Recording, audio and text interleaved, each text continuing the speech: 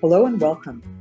Harriet from Millennium Library with Anthony Mintenko, Fruit Crops Industry Development Specialist at Manitoba Agriculture and Resource Development.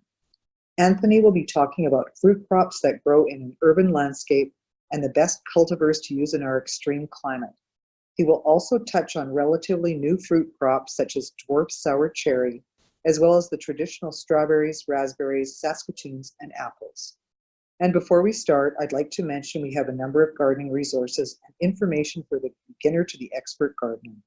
This includes print resources, as well as our RB Digital and Overdrive services for ebooks and e-audiobooks, and gardening e-magazines such as Gardening the Easy Way, Home Gardening, and Gardening for Shade. Browse and download ebooks and e-magazines using your Winnipeg Public Library card at winnipeg.ca/library. We also have a gardening info guide that contains links, book suggestions, and more, a variety of different types of information and resources. Click on info guides on our website to find this and our other helpful guides. Hello, and welcome to a webinar on choosing the best fruit cultivars for your yard. My name's Anthony Mintenko. I'm the Provincial Fruit Crops Specialist with Manitoba Agriculture and Rural Resource Development. So this is a presentation primarily aimed at homeowners. What I'll cover today is site selection, strawberry and raspberry cultivars, some other fruit crops, talk about really about pollination, some insect, new insect berry pest, and just some links to some resources that you would find helpful. So growing fruit crops in Manitoba, we have a suitable climate for horticulture, especially in southern Manitoba. We have adequate growing degree days and heat units. Typically though, you do need irrigation during the hot dry period, especially in July and August. And the good thing is that we do have consistent winter snow cover, so that helps protect plants, especially with strawberries and raspberries. Of course, we all know the challenges of growing fruit crops in Manitoba. You need winter hardy material. You need plant hardiness zones 2 and 3 is the type of plant material you're looking for. And we all know of the extreme climate that we have here. It may cause crop failure or low yields. So you could have, late spring frost, snowfall, late frost like we had this year, too much rain, too little rain. And of course, we have long, cold winters. We can have hot summers and also cool summers here. So our growing season is quite short. So when you're looking at where to put your various fruit crops, almost all of them require full sun, no shade, prefer higher ground as opposed to a low spot in the yard. They don't like typically most fruit crops don't like wet roots for long periods of time. That's where you can get into disease issues. They were ideally a well-drained soil, which I know is difficult in the city of Winnipeg in the capital region, where you have a heavy gumbo red river soil with high clay content. And you also, when you establish your fruit crops, you want to reduce the weed competition to allow the plant to get all the nutrients and water as opposed to going to the weeds. First crop we'll talk about today is the strawberries. Just some background info. Strawberries are the #1 commercial fruit crop in Manitoba in terms of acres and value. Manitoba is the top producer of strawberries on the prairies, and we produce about 2.5% of the national total of strawberries in Canada. There are 3 types of strawberries: June bearing, day neutral, and ever bearing, which I'll talk about in the next slide. So when we're thinking about strawberry plants, when you're talking about June bearing types, these produce a crop late June into July. They're typically winter hardy with as long as you have like a mulch cover or straw or leaves. And this is primarily most of the U-pick fields that are grown commercially in Manitoba are the June bearing type. And the most common type of cultivars in those fields are Kent and Cabot. Another variety a lot of homeowners like are called day neutrals. These are the types that are actually grown in California quite often. These produce fruit in July and then take a little break, and then from kind of early August on till almost hard frost, they'll produce fruit. So you have decent sized berries. It's not as hardy as the June bearing. The June bearing can get 5 years out of. The day neutrals may be in a homeowner setting, maybe 3 or 4 years. But if it's a really hard winter, could be only 2 years or annually.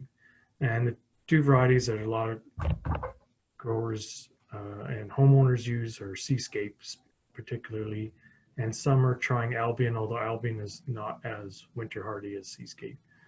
Everbearing is in a third type.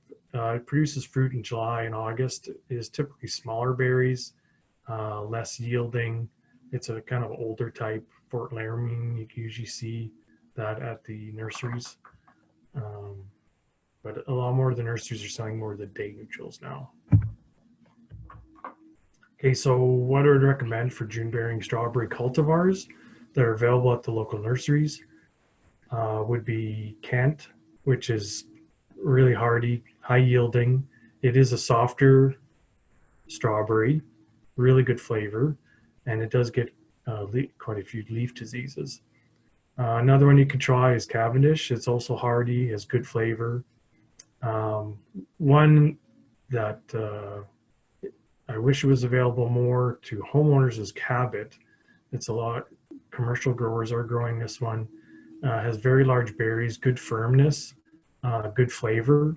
Not as winter hardy as Kent long term, but very good strawberry. For day neutral strawberry cultivars, looking at, I mentioned before, Seascape. They have large berries, good flavor. Berries freeze really well after harvesting. Most hardy of all the day neutrals that are out there. Albion is another one, has large berries, but not as hardy as Seascape. And sometimes you might see Tribute or TriStar, but those are quite old day neutral varieties. Not too common to see those anymore. So when you plant your strawberries, you want to plant them either in a row or a patch, again in full sun. For the June bearing, you'd want to mow off or cut off the older leaves after harvest just to rejuvenate it and fertilize it with a low nitrogen fertilizer like a 10-10-10 or something. If you give too much nitrogen to strawberries, they'll put all their growth into leaves and runners as opposed to fruit. You want to keep plants watered, especially in late summer and fall, as that's when the plants form fruit buds for next year at that time. If you're growing day neutrals, of course you don't mow them down because your harvest hasn't finished yet. You're still continuing on into August and September. For all strawberry types, you'd want to kind of thin out the runners, maybe replant them somewhere to refresh the patch, and maybe move your production every 5 years or so to a different area, just so to rejuvenate it. And for pre-winter care, you want to cover with dry leaves or straw, about 4 to 6 inches thick, once the plants are fully dormant. So that's where the soil temps are like 4 to 5 degrees Celsius. And you cover before air temperatures are below like minus 10 degrees Celsius. So this is typically like late October, early November. Just a tip here for, I know robins can be kind of a pest with strawberries, damaging the fruit.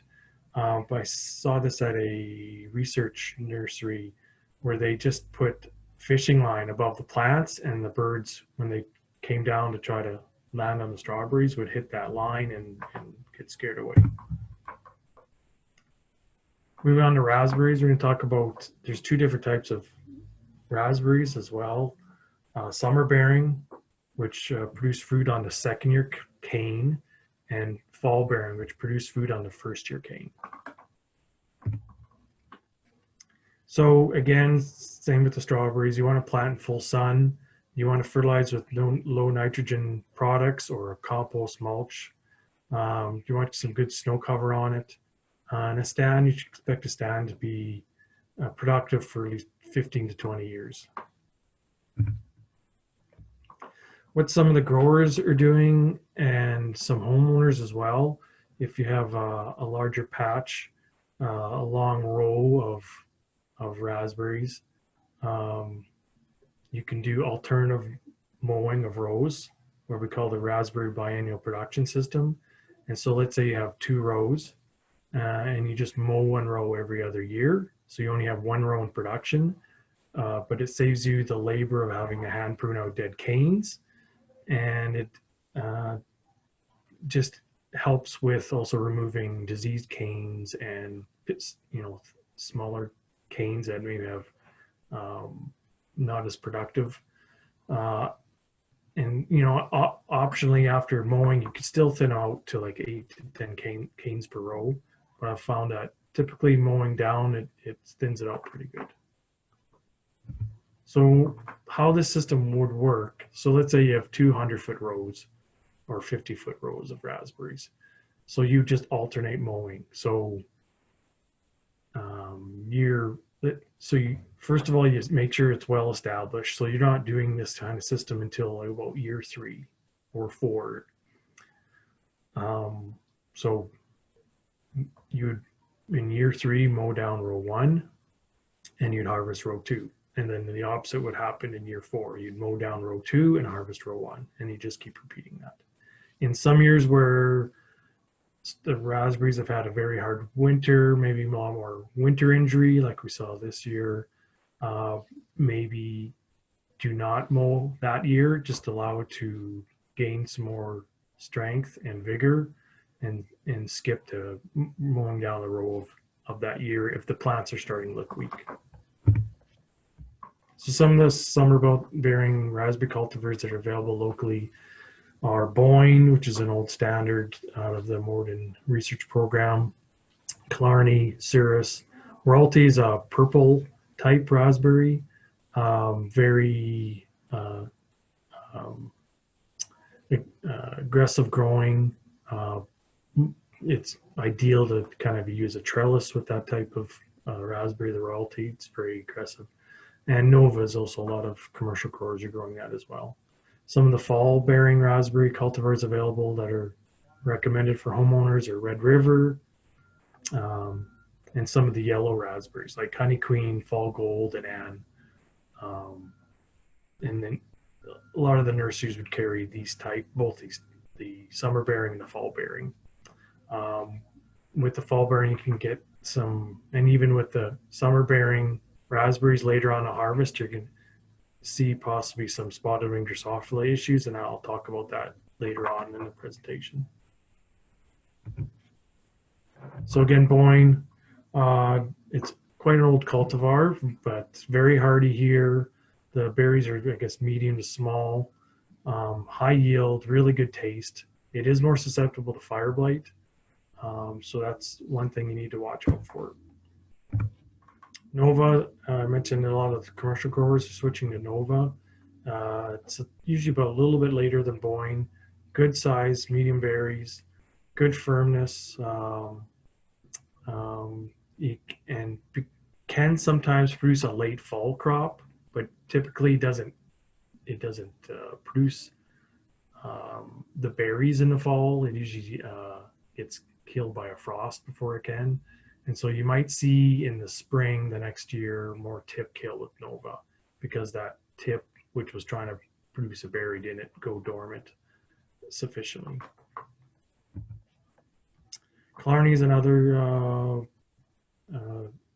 popular one with homeowners. That's again a fernberry, very winter hardy. And royalty is the purple one I was talking about. It's not as winter hardy as the other ones, which were selected out of right here in Manitoba. Has spiny canes, as I mentioned, suitable for trellising, but a very unique. The berries will turn actually red and then purple after that. So sometimes people pick them when they're still red, but not waiting till they're purple. They're a good tasting berry. And Cirrus is another really hardy um, raspberry cultivar. It was very similar to Boyne, um, a little more probably firmer than Boyne, but really good taste, similar to Boyne. It was kind of considered kind of the next generation from Boyne. Moving on to Saskatoons. Of course, this is native prairie plant, so it's very winter hardy here. There are some diseases that you need to watch out for. Entomosporium, leaf and berry spot can be an issue, so you want to make sure you have really good airflow to keep your flowers and your leaves dry as possible. Juniper rust can be an issue, and the alternative host are junipers. So if you have a juniper and a Saskatoon in your yard, it's more likely you would get juniper rust. And you'd have to make a choice whether you want the junipers or the Saskatoons. So if you really want to have Saskatoons, you probably need to remove junipers from your yard. And again, it also prefers well-drained soil, doesn't really like wet soil at all, and of course full sun. With the cultivars, you only need one variety to pollinate. It self-pollinates for the most part. Saskatoons do.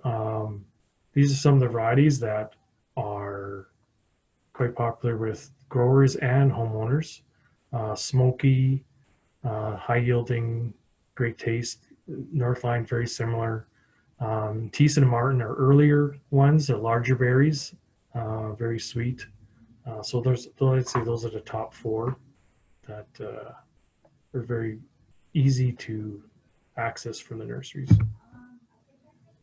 Moving on to dwarf sour cherry. Of course, this was a new fruit crop for the prairies. It was developed in the University of Saskatchewan. It was like over 50 years of breeding work to cross the Mongolian cherry with the kind of European sour cherry to produce a dwarf hybrid sour cherry. And it's winter hardy to zone 2. And is probably the largest cherry that can be grown on the prairies with a round pit. So it can be pitted quite easily with the pitters you can buy in the store. Very nice dark juice for jelly and pies. You won't see a harvest till about 4 or 5 years after planting. And you want to pick the cherries when they're very, very dark red. These are the varieties. You'll see Carmine Jewel is probably the most common one out there for homeowners. And again, for pollination, you only need one variety to be self-fruitful, but you still need the bees to pollinate them. So this is just the 6 different types from the University of Saskatchewan, just showing the different size and kind of how dark the cherry is, going from the very dark Cupid and Carmine Jewel to the very light Valentine. As I mentioned, this is the most common cultivar is the Carmine Jewel, the easiest to find, earliest to ripen, and you can see some minor winter injury in some years. Juliet is another hardy one, good yielding. It's first to go dormant in the fall. Valentine, it's a little brighter. It's more of a bright red. The best color for dried fruit. Pretty vigorous growth. So the Valentine typically need to probably prune a little more to just keep in check in your yard. Nanking cherry is another cherry that's hardy on the prairies. It's winter hardy most years, but you will see some years some dieback of some of the branches due to winter injury. So it is a little more susceptible to that. The cherries are smaller, very good tasting, but they have an oblong pit, so they're more difficult to push the pit out, the stone out. Are high yielding, really good taste. You only need one variety for pollination typically. Moving on to another kind of a new variety or new fruit crop out there is called blue honeysuckle or haskap or honeyberry, it's also called, which is native to North America and Asia. You typically harvest mid to late June, depending on how warm the spring has been. And you'd call them kind of they're an oblong berry, kind of a very tart, extremely tart, kind of a blueberry taste. Kind of unpredictable harvest if your period when fruit is ripening, which is in June, is very uneven for temperature, you can get issues where it's not fully ripening. University of Saskatchewan has a breeding program. A lot of those varieties are available to nurseries, and you do need 2 different varieties for pollination. And some of the nurseries are selling bluebell as the pollinator for the University of Saskatchewan cultivars. And some people find you do need a net to keep the birds out, because since it is the first berry of the season, there is definitely more damage or consumption by birds is definitely an issue. Apples, a lot of the local nurseries, they sell winter hardy cultivars. When you order from the local nurseries, you don't have to worry about not having winter hardy varieties. They always want to sell apples that will grow here, are hardy here, produce good crops. For a city yard, I'd recommend growing a dwarf rootstock. An apple on a dwarf rootstock is ideal. And a lot of the newer varieties, compared to the older varieties, are good for fresh eating, while the older varieties are more specific for certain uses, like just good for pies or good for sauce or juicing. But the new varieties its number one thing it has to have is that it's good for fresh eating. So you need 2 different cultivars for pollination of fruit set. Even though most cultivars are hardy that we grow here, anything below minus 25, during the winter, especially for long periods during the winter, you could see increased winter injury. And the first part of the plant that will have winter injury will be the fruit buds. So that's why you might see after a very cold winter, the tree leaves out fine, but there aren't many fruit buds, flowers, and it could be because of winter injury. Some of my favorite apple varieties are Goodlands and Kerr, which is kind of a crab apples or apple crabs, what people call it.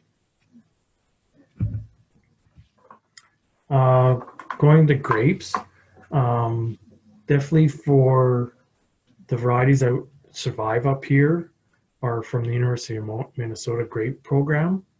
And that's what a lot of the nurseries carry, are varieties out of that program.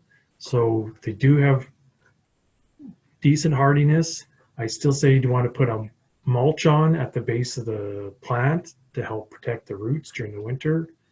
And you want really good airflow, because powdery mildew will be an issue if you do not have good airflow. Some of the varieties that are useful for growing in your yard are Valiant, which is very good for jellies. It's a very hardy grape, high yielding, good for fresh eating as well. And K. Gray and Frontenac are good for winemaking if you like to do that. And there's a beta out there that's kind of a hybrid between a native and a Concord. That's also good for fresh eating. Mentioned throughout here about pollination, and primarily the pollination is by the various bee pollinators we have native to Manitoba. So I guess one thing to look out for is the various bee habitats that you want to protect or promote.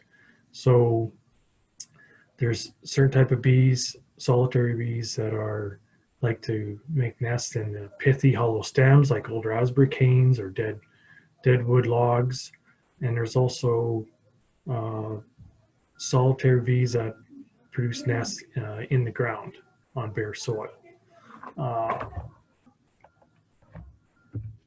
if you go to this website, you'll find a good overview of the types of bees that we have here and which bees that can be quite common on strawberries and raspberries, and kind of look for kind of the different habitats where they could live and that you could promote to increase, because the more bees you have around, the higher your pollination and the higher your yields of your fruit crops will be. I know in some parts of the city, definitely deer can be an issue. Product that I've had really good success was called Plant Skid. It's a dry blood meal product.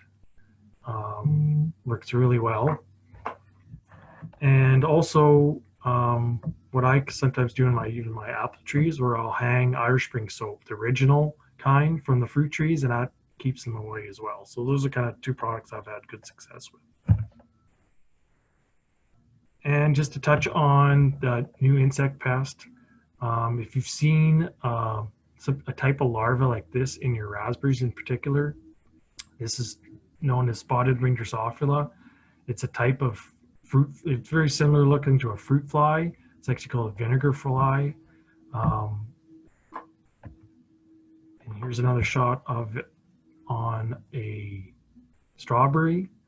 But to keep in mind, because that's a blown up photo, they are only 2 to 3 millimeters long. They're very small, almost invisible, because they're kind of a clearish white color. They're hard to see. And this is what a raspberry look like, kind of the damage after the fact. Kind of the berry kind of shrivels, kind of starts losing its juice. So typically you probably even pick a berry like that. So this is from East Asian origin, has become widely established throughout North America. It was in Minnesota in 2012, and we confirmed it here in Manitoba in 2013, and we've seen it every year since. So it damages many soft-skinned fruit crops, and it lays its eggs in ripening fruit. So that's what's different than a fruit fly. A fruit fly is attracted to rotting fruit, so it lays its eggs in rotting fruit, while the spotted winged Drosophila lays its eggs in the ripening berry. So as the berries, just starting to change color, that's when they're at risk. We see it mostly in raspberries in Manitoba, sometimes in strawberries.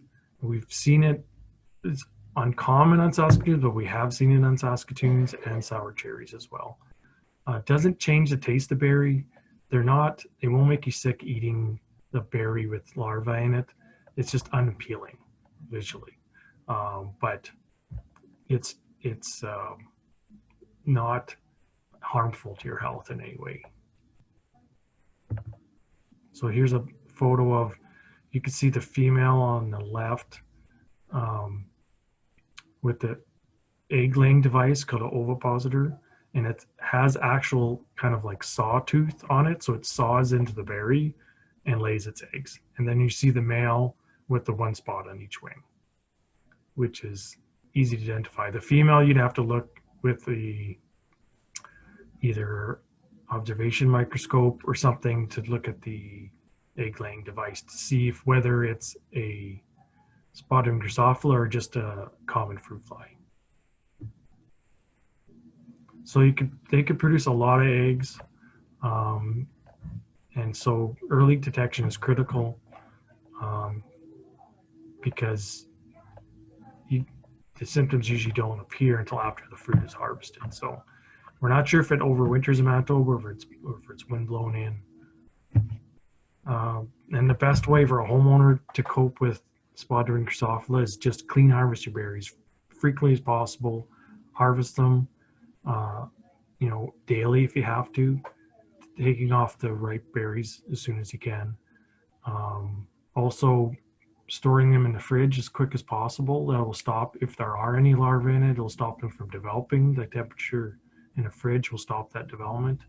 Probably avoid planting very late season maturing varieties like day neutrals or fall bearing raspberries. And you want to keep, for raspberries, your rows more narrow to reduce that shaded habitat that's ideal for spotted wing.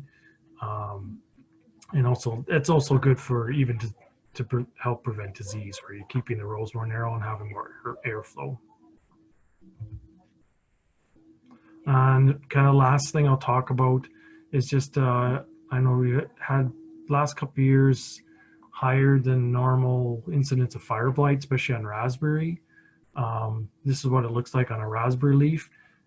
It spreads, even if you don't have to have a rain to spread it, it's just more of a heavy dew, which is in the veins, the veins of the leaf or stay wet longer. So that's where the fire blight, which is a bacteria, moves on the leaf and infects it.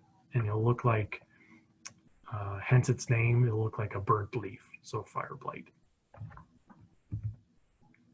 And sometimes what you'll see is what we call shepherd's hook, shepherd's crook, where it looks like a hooked at the end, and you can see on the leaves there already some of the fire blight spreading along the leaves, but it's already affected the flower blossoms of this raspberry, and then it would kill that cane. So what you would need to do is go at least 6 inches below that infection and prune it out, and then make sure you disinfect your pruners after every cut so you're not spreading the disease.